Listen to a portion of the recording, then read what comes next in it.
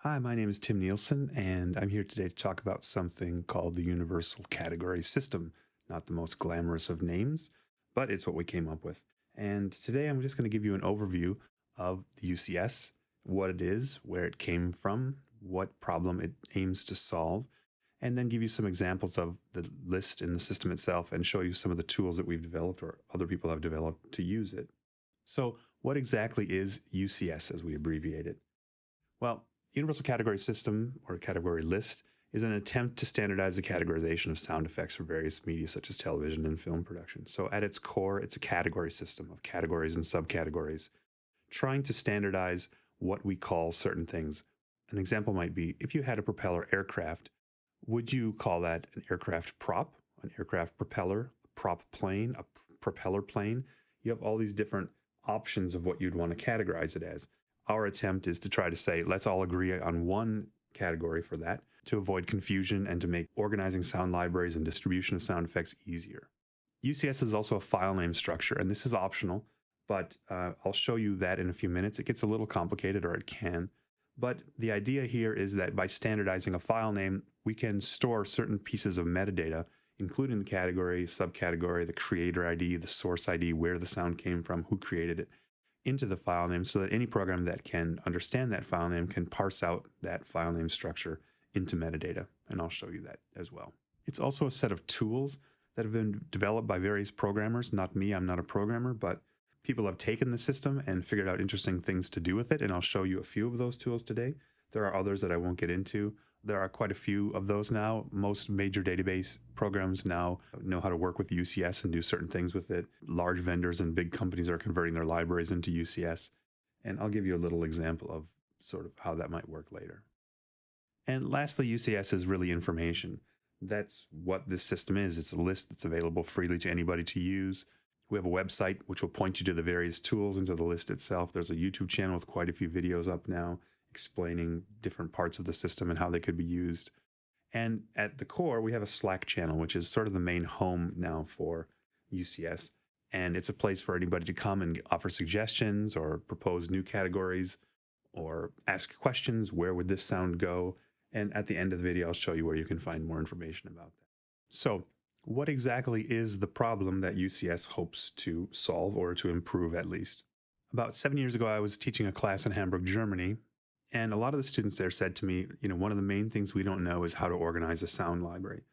Now, I've worked at Skywalker Sound for over 20 years and I'm in charge of their sound library. And to me, this was kind of common sense. I had just always been involved with a library that was organized via sort of a category system. But I realized that that category system doesn't really exist or didn't exist for anybody else to use. So I came home from that trip and I sort of made a first implementation of what would eventually become the universal category system, but it was very sort of more rudimentary. And I just offered it up freely to anybody who wanted it.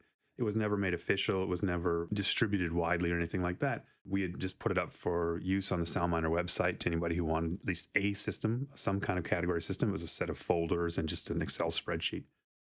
And that was kind of the first implementation of it. And then I just didn't think about it anymore until sort of the COVID pandemic hit. And I had some time on my hands and was looking for something to do. And I thought, we should revisit this.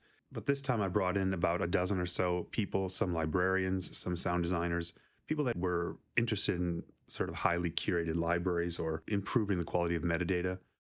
And we spent a couple months working back and forth and refining the list and adding new things and taking things off and trying things. And I'm really indebted to all of them for helping me sort of bring this new idea to fruition. The other issue I realized was that the quality of metadata in general out there, especially in libraries that you may purchase, is not wonderful for the most part. It hasn't been for a long time. And just to give you an example of that, this is a set of file names from something that a company called Sonus puts together every year, or has been. I think maybe the last year they haven't done it, but every year in the Bay Area, there was something called the Game Developer Conference, and Sonus would basically get a bunch of vendors to donate some of their sound effects, put together this huge package of free sound effects for the Game Developer Conference. This is a list of file names that came out of that. Now, it's not my attempt to attack anybody here personally for these file names, but I think what we can see as we start looking through the list, there's a lot of these file names. And in some cases, this is the only information you have. There is no metadata, there's no descriptions, there isn't anything else. We can start to see some potential issues or some area for improvement. we have something that says blood drips. Okay, at least that's pretty clear what that sound is. Here we have Corvette, but we don't know anything more about the sound than that. Is it an engine? Is it the door? Is it the hood? This file name doesn't offer us much in the way of information. We have some things that really offer us almost no information. Short bright and short medium. We have no idea what those sound effects are. Same with this BBDRL. Is that drill or drool or dribble? We don't really know what that sound file is by looking at the file name. Tearing 05, but tearing what? We don't really know. So I realized that, this is the kind of situation that we were starting off with. Sound effects companies would just develop their own file names and their own system of metadata, and some of them had their own system of categories. Many of them didn't have any system of category. Here, at least, we have a sound effect that looks like it has sort of a category assigned in the tent. By putting water, comma at the beginning, at least something's been defined. But we thought there was some room for improvement here. Now, over the years, a few have tried to build category systems. They weren't widely distributed, but they were available. And when I started this process, I sort of scoured the internet trying to figure out, okay, who's made an attempt at this before and what have they looked like? This is from a company called Geffen. This was their category list, and it's not terrible. It has about, I think, 27 top-level categories. As we start to look through it, though, I had some questions and some things, and I thought, okay, well, if we look here, we have a category called animals, and we have a category called pets. And I thought, that seems a little redundant to me. I mean, all pets would be animals. So immediately the question for me is, why would you split out pets separate from animals necessarily? This is their subcategory list of automobiles. So we see here they have alarms, antennas, ashtrays, backfire, brakes, car wash, which I guess is sort of automobile. I'd call that more of a machine probably. Now, again, they've chosen these because these were sound effects that they were selling, and this makes sense to them. The system worked for them. But as a general system or a universal system that we were hoping to achieve, we thought this was, pretty narrow. Now, this is just a little tiny section of a very, very, very large list that had about 3,500 categories from a company. This is their internal library. And again, I'm not criticizing it. This worked for them. But when I started to look at it, I realized that, we have a category called household, kitchen, and cooking. That's not a bad designation. But when I started to look, we have something like as subcategories, ice cream makers or flour sifters. Now, to me, this list is just too narrow. Has way too many list items for the general public to use. It would take a long time to figure out where something goes. SMPTE actually proposed or released the sound effects category system also a long time ago. And this is just a little subsection of a couple of their parts. But immediately when we came here, now we're into their breakdowns. So we have an animals insects category, and the subcategories are bugs and flies, which makes me think, well, most people might consider all flies to be bugs. And what about bees, or what about crickets, things like that? So this is a very narrow list. And under animals, mammals, we have strangely aardvarks, bears, and camels. I don't know where lots of other things are, but you can see even at the bottom of that list, they have animals, mammals, cows, and as sort of a third category. So what exactly was our aim and goal when we started coming up with this system? The first thing is to standardize a category system, to try to say, let's all agree where a cow would go, where a submarine would go, where a helicopter would go. And we're never going to have a perfect list. We know that it's going to be always, some things are going to be open for interpretation. But we tried to come up with a system that would basically allow for most things to find a home. And if not, then over the time, we'll hopefully add those new subcategories and things as we discover them. And we have made one update to the list so far, which I'll show you a little bit of it when we look at the list itself.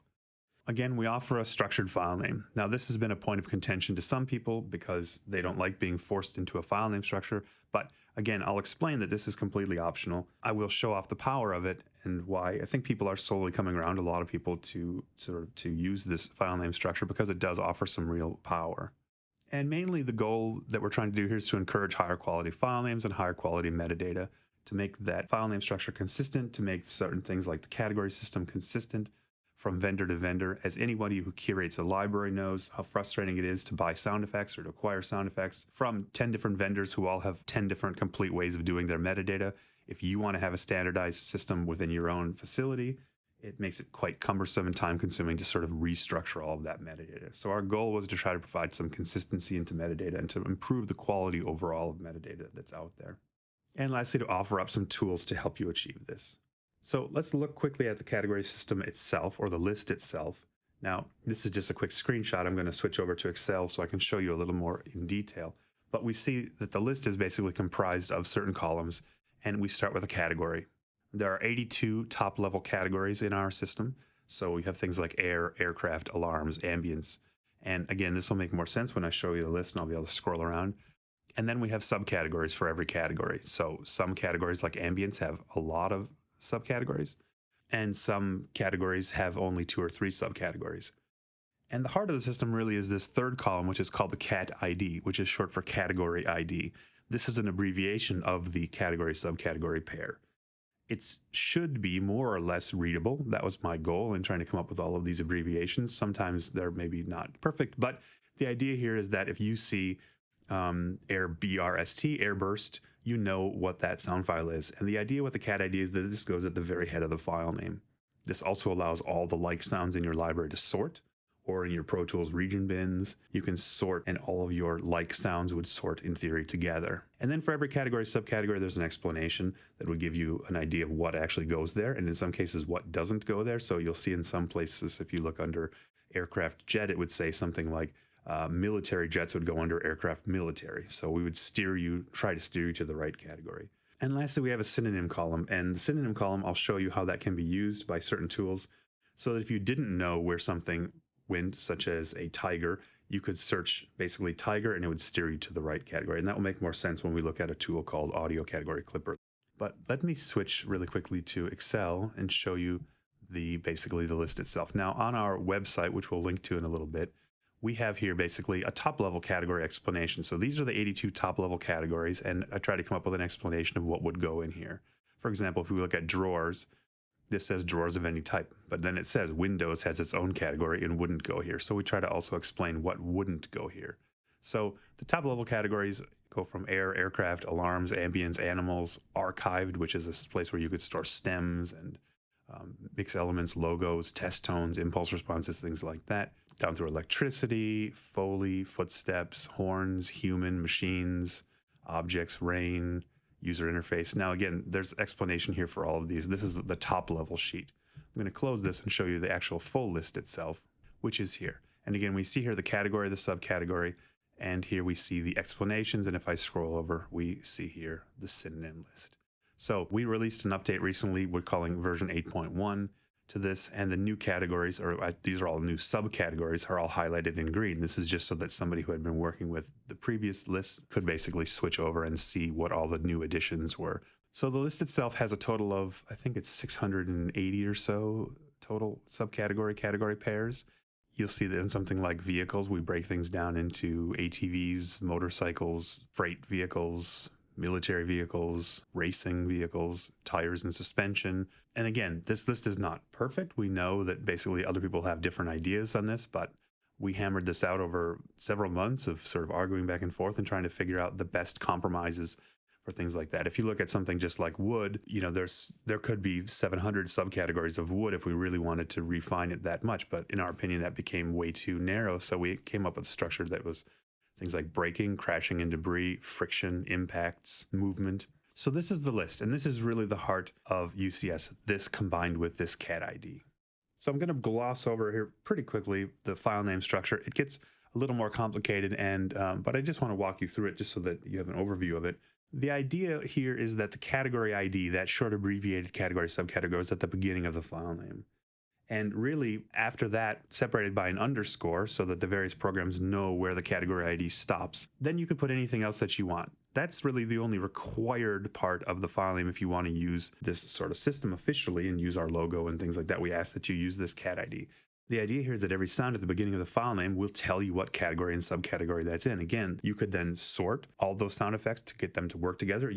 Any program that could read that category ID could parse out by basically doing a lookup, basically put that category and subcategory into metadata into the programs. Almost all sound effects programs can store category and subcategory, so they could break that back out. In other words, so if they see AMBREST for ambience restaurant, they would know to fill in ambience restaurant, and I'll show you how that works too. So this is really the heart of this file name structure is this. Now, there are two other sort of more advanced file name structures. This would be the sort of official file name, and this is what it looks like. And so what we have here are the CAT ID at the beginning, followed by an underscore, then the effects name, then the creator ID, which is basically who made this sound effect, and the source ID, which is basically what project was this made for. So basically, category ID defines the category subcategory. The effects name describes the sound effects. It's a brief description of the sound effect. The creator ID, who created it, could be a sound designer, could be a manufacturer or a company. And source ID, what project was this created for? So this could be the name of a movie, or this could also be the name of a sound library that was sold. So this would be an example of a file name. We have at the beginning AMBREST, which is the category ID for ambience restaurant. Then busy evening bar crowd, 100 people. So short description, but we know it's a bar crowd, busy, 100 people. Then Tim Nielsen, that's me, defined who created this. And in this case, I just put Dory, which might be the name of Finding Dory, which was a film that I did. And maybe that's how I'm going to store this file name. So this is what our file name structure looks like. Again, some people might argue it's not particularly readable, but to me, if all your file names were structured like this, you get used to this file name structure very, very quickly.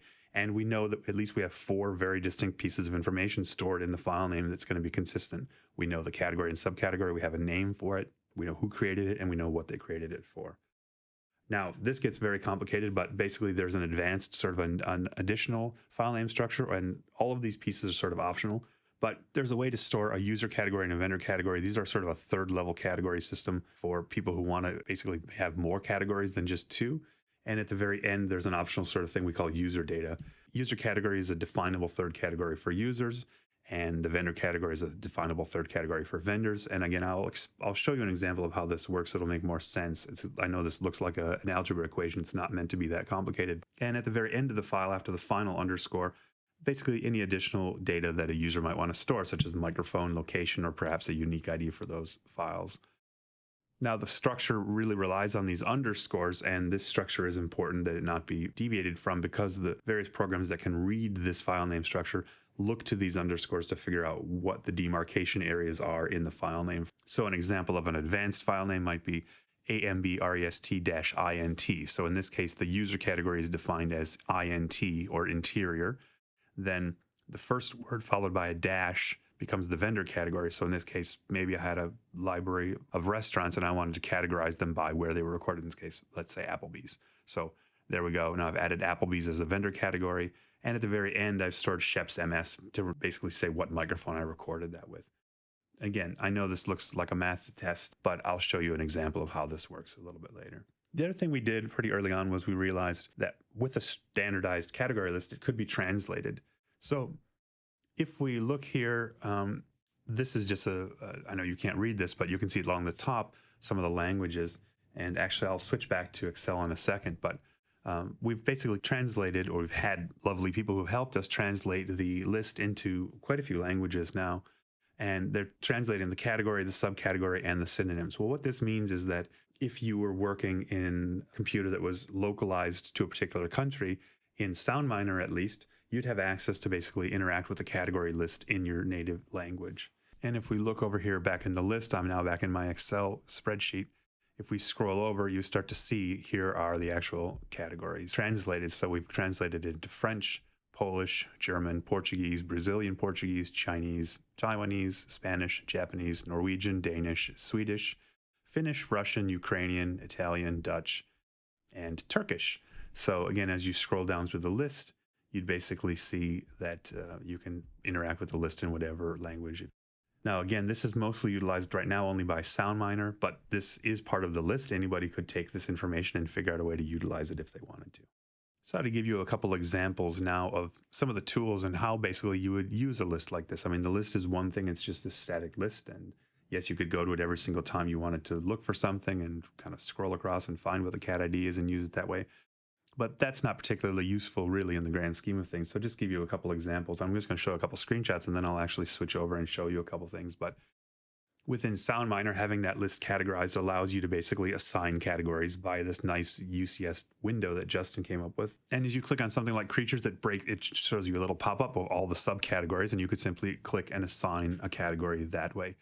You can also switch the window into search mode and search by categories this way as well. If all of your sounds are categorized together in the right place, then basically you could just click creatures dinosaur and it would show you all the dinosaurs in your library.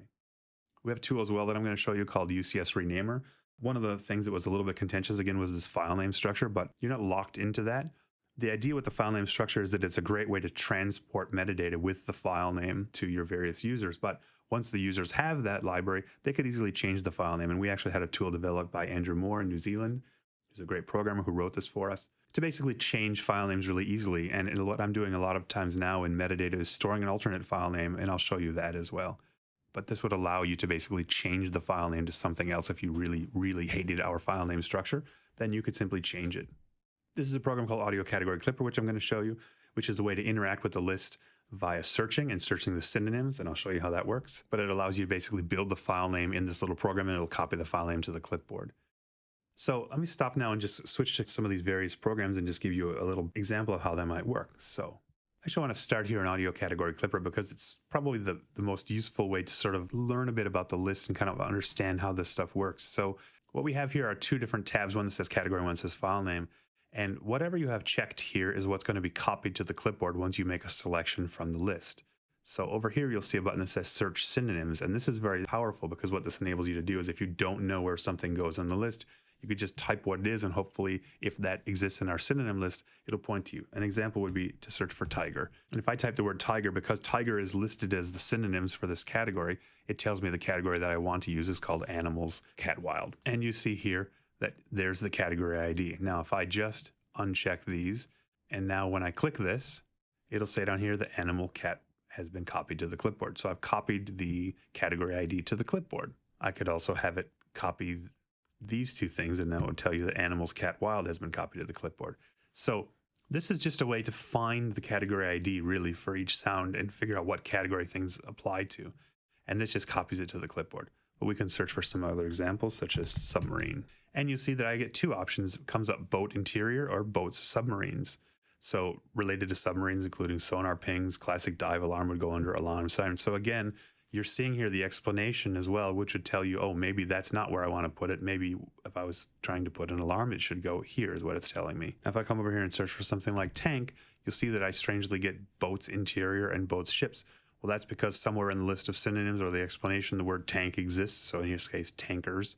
But if I scroll down here, I will see vehicles military. And this will say here tanks and military trucks, for example, armored personnel carriers. So I would know that that's the category that I want. So that's the first tab. The second tab looks like this, and this allows you to build out the entire structure of the file name.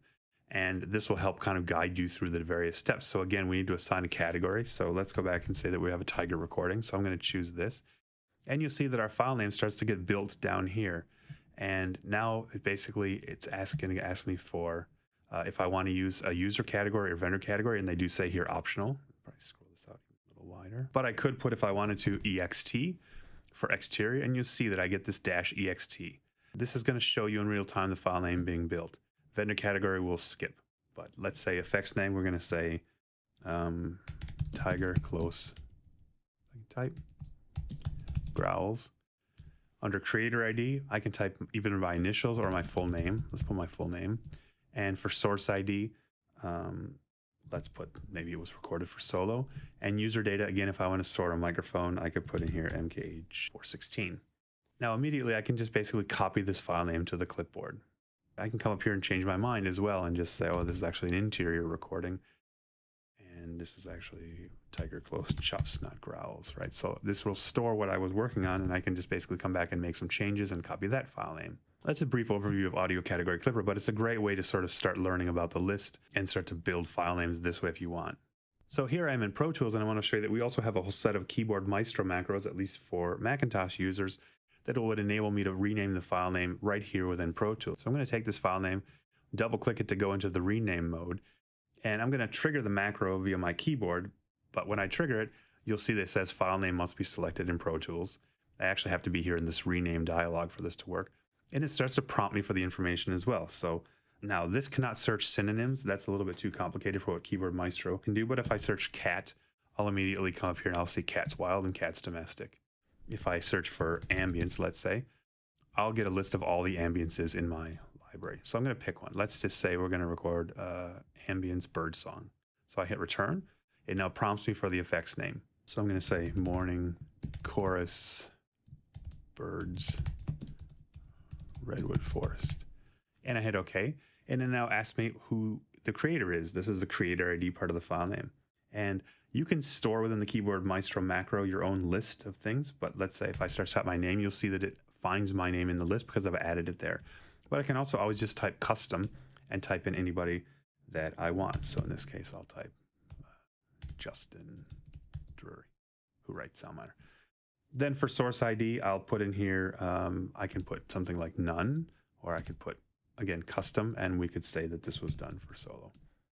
And then again, it asks me if there's any more information. Now it remembers the last thing I had used in this, so I'm just going to clear that out because I don't really care. And when I hit OK, you see to basically paste the file name in, and it renames the file in Pro Tools. So this is a way that I can interact with the list directly from Pro Tools via this Keyboard Maestro macro. This macro could be modified to other programs, but this is a way that I can basically build my file name right here. I just want to show you the renamer really quickly. This is, again, for somebody who really wanted to use a different set of file names. What I have here is a list of files from a crowdsource we just did called Quiet Takes. And I'm going to drop the file names over here on the left side. And you'll see that I get a list of all the files, and they're sort of all grayed out, but there's all the files in these folders. And what I have here is basically a CSV, a comma-separated value spreadsheet, and it has to be in this format. But I have here all the file names on the left, and I have all the metadata for all these files. This was just exported out of SoundMiner, where this library was sort of created. But when I scroll all the way to the right, it might be hard to read, but this column here says alt file name 1. Well, in this, as I mentioned earlier, what I've been doing is, for a lot of libraries, is creating alternate file names that might be more readable. And this one exists of just the category name, the full name, instead of the abbreviated category ID, the effects name, the name of the person who did it, and Quiet Takes CS for crowdsource. So some people might consider this a much nicer file name. I'm just going to open one of these folders to show you the file names here as we work with this, but I'm going to take this CSV and I'm going to drop it on the right side. And immediately every file name is matched to the file name column, because again, within this CSV, I have to have the original file names here on the left-hand side in a column called file name. So what Renamer does is it looks through the CSV to find every possible column that has the word file name or file space name in it, and it knows that it could offer that up as an alternate file name. So if I come down here and I could say, oh, it found a column called alt file name. And when I click that, every one of the files is matched to its alternate file name here. And you can see to a lot of people this might be more readable. I can hit preview and it'll show me what it's going to do. It's going to rename each of these files back to this. And when I hit rename, it's going to go through and basically change all the names. And if I look back over here in the Finder, it has gone through each of these folders and it has renamed all of them to this alternate file name. I can immediately undo if I realize I screwed up and I wanted to do something else. And you can see they've immediately in the Finder changed it all back. So this is a very useful tool for offering your users, if you're a vendor, alternate file names and other options as far as the file name goes. Okay, and lastly, I just want to show you, this is SoundMiner. Now again, UCS has been implemented in SoundMiner, Soundly, Basehead, and I forget the name of Pro Sonofex current database program, but I think they're implementing it as well. Programs like Snapper by Audio Ease, Sound Particles, I believe, can interact with the sort of UCS list as well. So it's being implemented by quite a few programs. And that implementation will vary, of course, between each program. SoundMiner, because Justin was very instrumental in helping me sort of figure out what we could do with the system and what we could use it for. SoundMiner probably has the most robust interaction. I've made a layout here in SoundMiner to show you the file name. And again, this is an advanced file name. So this has a lot of information. You can see that it has AMB SUBN for ambient suburban, -EXT for exterior. Small town dash would define small town as the vendor category. So maybe I'm a vendor and I have an ambience library and I want to have a third level of categories. And these are, I want to assign these all to the small town sort of subcategory. And then here, Petaluma, where I live, weekend 12 p.m. distant phone conversation in Crows, _ Tim Nielsen, _ my home CS. This was a large crowdsource that I did as well during the pandemic, _ Sheps MS. So I have all these columns showing here in SoundMiner, and I'm going to scroll back so we can see them all. We have here category ID, category, subcategory, category full, which is a combination of these, user category, vendor category, effects name, designer, manufacturer, show, library, and microphone. Well, what we can do, because this file name is so rigidly structured, is I can open up something here called the file name extraction workflow that Justin has in SoundMiner, and any program could mimic this. This isn't unique to SoundMiner, but this allows me to basically extract this information out of the file name because it knows using these underscores where the pieces are. I can tell it to extract the user category and vendor category if I want. In this case, let's do that. I'm going to tell it to extract the effects name as it is, but I could also change it all into uppercase. Some libraries prefer to have that uppercase. We'll just leave it as it is. I'm going to extract the creator ID, and I could choose either designer or manufacturer. So if it was an individual like me, I want that information to go into designer. If I was a vendor like Boom, I'd put that into manufacturer probably. Source ID, I'm going to put to library because this was recorded for a particular library called My Home.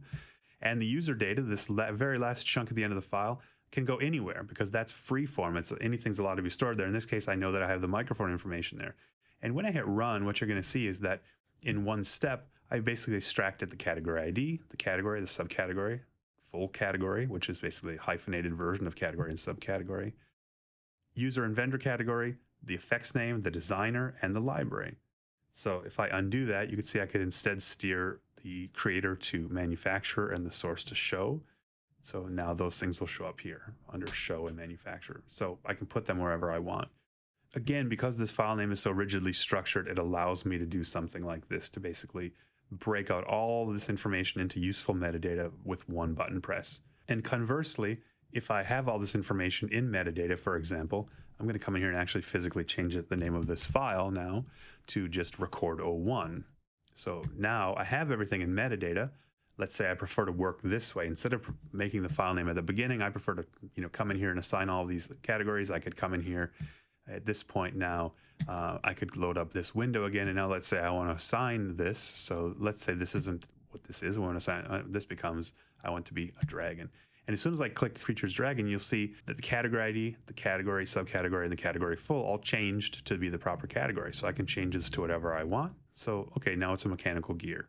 And I could come here and change the file name, large gears, meshing, close up. And vendor category will become gears. Now what I can do is come in here to the workflows, and instead of the file name extractor, I can scroll down and use the file name builder.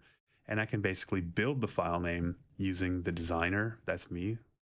In this case, actually, it's currently in manufacturer, so I would take it from there. The source ID is going to be, in this case, show, because that's where I left it. And the user data, I want to store the microphone. Now, watch the file name over here. With one button press, I can basically build out that UCS file name. And if I scroll this out a little bit, you see that's storing all these pieces of information back into the file name. So mechanical gear, exterior, gears, large meshing gears, close-up, Tim Nielsen, My Home, Sheps MS. Again, the structured file name allows you to basically work in metadata and create the file name or work with the file name and extract it. You can move pieces of information back and forth very easily this way. Somebody who had a library that already existed could basically just make sure they had the metadata here. They'd only have to assign the category ID, and they could then build out these file names if they wanted to. So the system is very fluid in that you can basically interact with it how you want. Any program is free to implement it however they want. Our list is freely available. Anybody can use it. We ask that nobody change our categories. The idea here is we're trying to standardize these, so we don't want people coming up with their own system and variants of this and things like that. But beyond that, however companies choose to implement this or however you personally choose to implement it, it's completely up to you. If you're interested in learning more, if you go to our website, which is universalcategorysystem.com, this will be sort of the jumping off point. There's not a ton of information here, but there's a quick video introduction there as well, which just goes into a little more detail. If you scroll down, you'll see here the category list. It's basically a big button. It'll take you directly to our Google Drive folder. You'll see some links to our Slack channel, to the YouTube channel. There's an email list. I don't use it that much, I'll be honest, but you could sign up for that in case we make a change to it, that we send out a little email that's just saying something's been updated. And there's a Facebook group as well. This is what the Slack channel looks like if you haven't used Slack before. We have a lot of categories in there for different apps, things, and there's one called UCS Help. If you have a question about the system, you come here and post a question. Some of us who are working on it or somebody who knows it well will try to answer you. And this is our YouTube channel. You'll see there's lots and lots of videos there that explain in much more detail things like the file name structure and a more thorough example of the renamer tool and audio category clipper. And there's a video that just explains the new subcategories in 8.1, the list that we released. And lastly, I just want to say here, give a really special thanks to these people who all helped me immensely. Kai and Justin, particularly, the three of us sort of spearheaded this out of my idea. And all of these other people who offered a lot of opinion over the time and helped us refine the category list and offered up ideas and things like that. Some of them who aren't listed here are the people who have been programming the various tools. There's a tool for Reaper. There's a tool for Windows. There's these Keyboard Maestro macros that Kai sort of wrote and we've refined over time. And lastly, I just want to give you a very, very quick overview of what the Google Drive folder looks like. So if you click through to it from our website, this is what you'll basically be presented with. And you'll see here that there's a little README file about the 8.1 list. There was a typo that had to be corrected, and so just a quick update on that. Again, here's the list itself in Excel spreadsheet. So there's that top sheet that I was showing you. It's just a list of the categories. So if you wanted to start there and learn what our top level categories are, and then the category list itself is here. You could double click it and view it in a web browser, or you could right click and download a copy of it.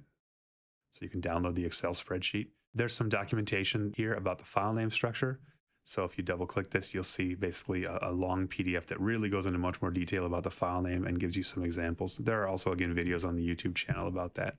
As well, there's here a list of folder structures. So if you wanted to basically download a list of empty folders that match the category list, you could do that. Here's a list of just the categories. So you could download this, and there's a zip file for each one of these. There's one that has the categories and then the subcategories inside it. So these are, again, just empty folders that you could basically take. And there's one that uses the category full, which looks like this. So every single category, maybe if I switch to list view, it'll make more sense. Empty categories that match the full category subcategory pair. Within logos, there are logos in various formats. If you want to basically use that in your artwork and release a UCS compatible library, you're free to use those artworks as well. And within the utilities folders, where you'll find things like, go to Mac, you find here again the audio category clipper, the keyboard maestro macros, the Reaper tools. I think these are empty, but the UCS renamer is downloadable from here. So you can just come in here. There's a little README, you can download the zip file. So this is where we're storing everything, is basically within this UCS release folder. And this is where all of the information that you can access will basically be, or all the files that you can download will be. So that's it. That's the overview of the Universal Category System. I hope it's been mildly interesting to some of you. Again, if you're interested in learning more, come join us on the Slack channel, and feel free to ask any questions that you might have. Thank you so much for your time.